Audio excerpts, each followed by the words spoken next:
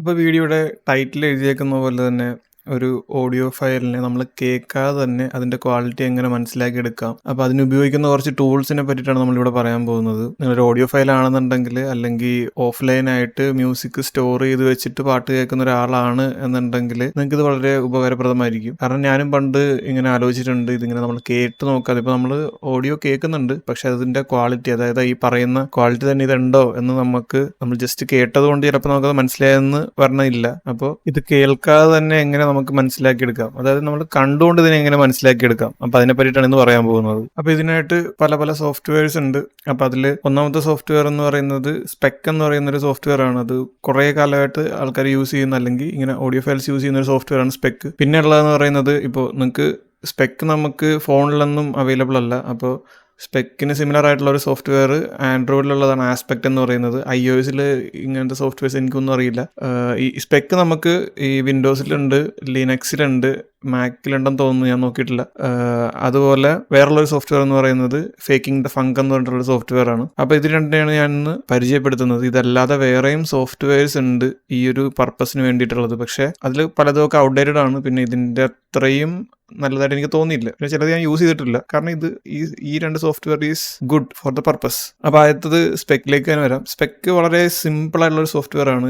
ഞാൻ ഒരു go to solution ആയിട്ട് ഇവിടെ ഇതിന് വെച്ചേക്കുന്ന ഒരു സാധനമാണ് സ്പെക്ക് എന്ന് പറയുന്നത്. അപ്പോൾ ഇത് ഒരു സിമ്പിൾ പ്രോഗ്രാം, വളരെ സിമ്പിൾ ആയിട്ടുള്ള ഒരു പ്രോഗ്രാം. നിങ്ങൾക്ക് ഡൗൺലോഡ് ചെയ്യാനായിട്ടുള്ള വെബ്സൈറ്റ് ഒക്കെ ഞാൻ താഴത്തെ ലിങ്ക് ഇട്ടേക്കാം. അപ്പോൾ ഇത് ഇൻസ്റ്റാൾ ചെയ്യുക. ഇൻസ്റ്റാൾ ചെയ്ത് കഴിയുമ്പോഴത്തേക്കും നമുക്ക് കിട്ടുന്ന ഒരു ഇന്റർഫേസ് എന്ന് പറയുന്നത് ഇങ്ങനത്തെ ഒരു ഇന്റർഫേസ് ആയിരിക്കും. നമുക്ക് ഏത് ഓഡിയോ ഫയലാണ്, അതായത് ഏത് MP3 വേവോ ഇതിൽ ഏത് ഫയലാണ് നമുക്ക് അനലൈസ് ചെയ്യേണ്ടത്, അത് വേണമെന്നുണ്ടെങ്കിൽ മേളിൽ നിന്ന് ഓപ്പൺ ചെയ്യാം, അല്ലെങ്കിൽ ഡ്രാഗ് ചെയ്ത് ഈ വിൻഡോയിലകത്തേക്ക് ഇട്ടാൽ മതി. അപ്പോൾ നമുക്ക് ഇങ്ങനെ ഒരു ഗ്രാഫ് കിട്ടും. ഈ ഗ്രാഫ് വെച്ചിട്ട് വേണം നമ്മൾ ഇതിനെ അനലൈസ് ചെയ്ത് പറയാൻ വേണ്ടിയിട്ട്. അപ്പോൾ ഈ ഗ്രാഫ് കണ്ടാരും പേടിക്കൊന്നും വേണ്ട, ഇത്രയും കാര്യം മാത്രം ഓർത്ത് വെക്കുക. ഇപ്പം നമ്മളൊരു ഓഡിയോ CD നിന്നെടുത്ത, അല്ലെങ്കിൽ ലോസ്ലെസ് ആയിട്ട് എടുത്തൊരു സോഴ്സ് ആണ്. അത് 44.1 kHz സാമ്പിൾ ചെയ്തേക്കുന്ന 16-bit ഫയലാണെന്നുണ്ടെങ്കിൽ അതിൻ്റെ സ്പെക്കിൻ്റെ കട്ട് ഓഫ്, അതായത് ഈ സ്പെക് ഗ്രാഫിന്റെ കട്ട് ഓഫ് എന്ന് പറയുന്നത് ഇതിന്റെ ഏറ്റവും ടോപ്പ് പോർഷൻ. അപ്പോൾ ഇതിലിങ്ങനെ ഓരോ കളേഴ്സ് ഒക്കെ നിങ്ങൾ കാണുന്നുണ്ടല്ലോ. ഈ ബ്ലാക്ക് എന്ന് പറയുന്നത് സൈലൻസ് ആണ്. പിന്നെ വരുന്ന ബ്ലൂ ഉണ്ട്, അങ്ങനെ സ്പെക്ട്രം വരുന്നുണ്ട്. അപ്പോൾ ഈ ബ്ലൂ വരെയാണ് നമുക്ക് ഈ കേൾക്കാൻ പറ്റുന്ന ഫ്രീക്വൻസീസ് ഉള്ളത്.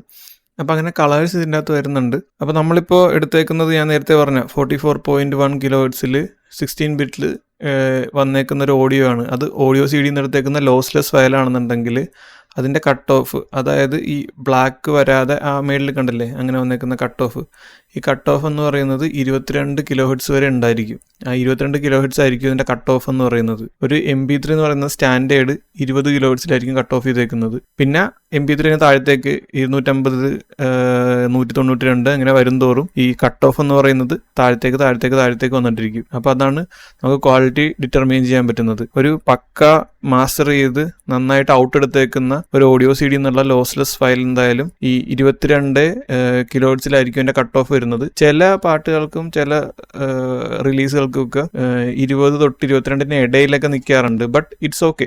എന്തായാലും 20 kHz വരെ വരുവാന്നുണ്ടെങ്കിൽ അത് പ്രോപ്പറായിട്ട് നമുക്ക് സ്റ്റാൻഡേർഡ് ആയിട്ടൊന്ന് കേൾക്കാനെങ്കിലും പറ്റുന്ന ക്വാളിറ്റി ഉണ്ടാവും. 20 kHz മേലെയുള്ള സൗണ്ടുകൾ നമുക്ക് കേൾക്കാൻ പറ്റില്ല, അത് വേറെ കാര്യം. അപ്പോൾ MP3 കട്ട് ഓഫ് വരുന്നത് അതുകൊണ്ടിട്ടാണ്.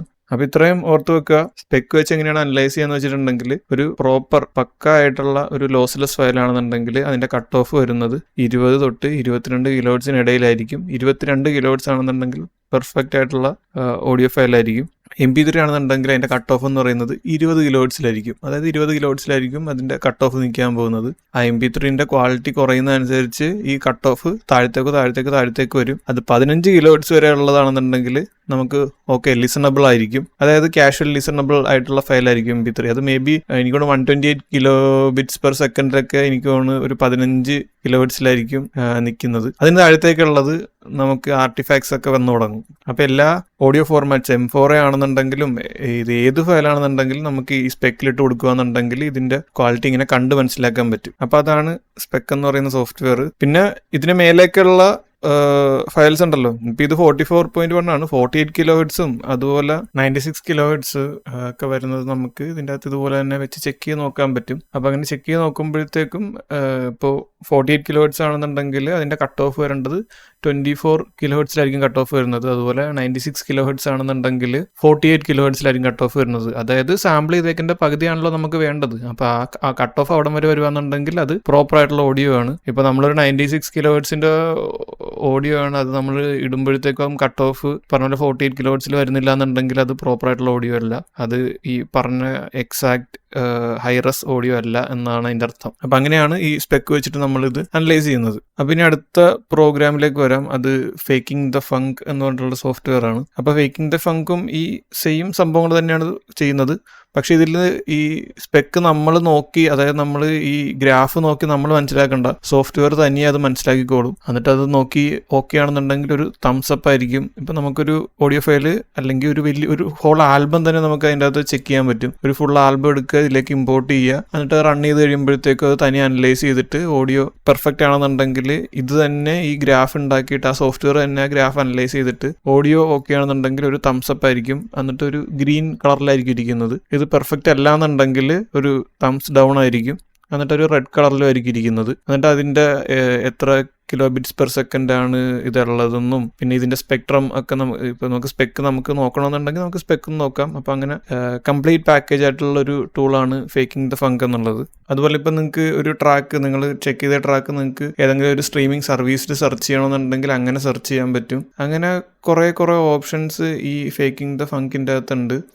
പിന്നെ ഇപ്പോൾ നിങ്ങൾ ഈ ചെക്ക് ചെയ്തതിൻ്റെ ഒരു റിപ്പോർട്ട് ഇതിൻ്റെ അകത്ത് തയ്യാറാക്കാൻ പറ്റും. എന്നിട്ട് ആ റിപ്പോർട്ട് നിങ്ങൾക്ക് വേണമെന്നുണ്ടെങ്കിൽ ഇത് അങ്ങനെ ഷെയർ ചെയ്യാനായിട്ടും അങ്ങനെയൊക്കെ പറ്റുന്ന ഒരു കംപ്ലീറ്റ് പാക്കേജ് ആയിട്ടുള്ളൊരു ടൂളാണ്. അപ്പോൾ ഞാൻ സ്പെക്കായിരിക്കും കൂടുതൽ യൂസ് ചെയ്യുന്നത്. കാരണം എനിക്കിപ്പോൾ ഒരു ഓഡിയോ ഫയൽ ഇപ്പോൾ ജസ്റ്റ് ഒന്ന് ചെക്ക് ചെയ്യണമെന്നുണ്ടെങ്കിൽ പെട്ടെന്ന് ചെക്ക് ചെയ്യാൻ വേണ്ടിയിട്ടാണ് ഞാൻ സ്പെക്ക് യൂസ് ചെയ്യുന്നത്. ഫേക്കിംഗ് ദ ഫങ്ക് അവിടെ വെച്ചിട്ടുണ്ട് ഇഫ് ആവശ്യം വരുമ്പോഴത്തേക്ക് എടുക്കാൻ വേണ്ടിയിട്ട് മാത്രം. കാരണം ഫേക്കിംഗ് ദ ഫങ്ക് അത് സ്റ്റാർട്ടായി വന്ന് അതിലേക്ക് ഓഡിയോ ഫയൽ ഇട്ട് അങ്ങനെയൊക്കെ ഒരു ടൈം അങ്ങനെ വരുന്നത് കൊണ്ടിട്ട് ഇപ്പോൾ സ്പെക്ക് എന്ന് പറഞ്ഞ പ്രോഗ്രാം ആണെങ്കിൽ ജസ്റ്റ് ഹിറ്റ് ആൻഡ് റൺ ആണല്ലോ, അപ്പോൾ അതുകൊണ്ടാണ് അത് യൂസ് ചെയ്യുന്നത്.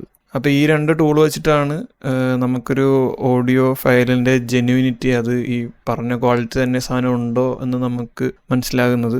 അപ്പോൾ ഈ സംഭവം വളരെ എളുപ്പം ഉള്ള കാര്യമാണ്. പിന്നെ നിങ്ങൾക്ക് എന്തെങ്കിലും ഇതല്ലാണ്ട് എന്തെങ്കിലും സംശയങ്ങളോ അത് ഇൻസ്റ്റാൾ ചെയ്യുന്ന ആയിട്ടുള്ള എന്തെങ്കിലും അസിസ്റ്റൻസ് ഒക്കെ വേണമെന്നുണ്ടെങ്കിൽ പറഞ്ഞാൽ മതി. അങ്ങനെ വലിയ അസിസ്റ്റൻസ് വേണമെന്നില്ല, കാരണം ഇതെല്ലാം ഫ്രീ ആയിട്ടുള്ള സോഫ്റ്റ്വെയർ ആണ്. ജസ്റ്റ് റൺ ചെയ്തങ്ങ് പോകാവുന്ന ടൈപ്പുള്ള സോഫ്റ്റ്വെയർസ് ആണ്. ഇനി എന്തെങ്കിലും ഉണ്ടെന്നുണ്ടെങ്കിൽ ജസ്റ്റ് ചോദിക്കുക, പറയാം.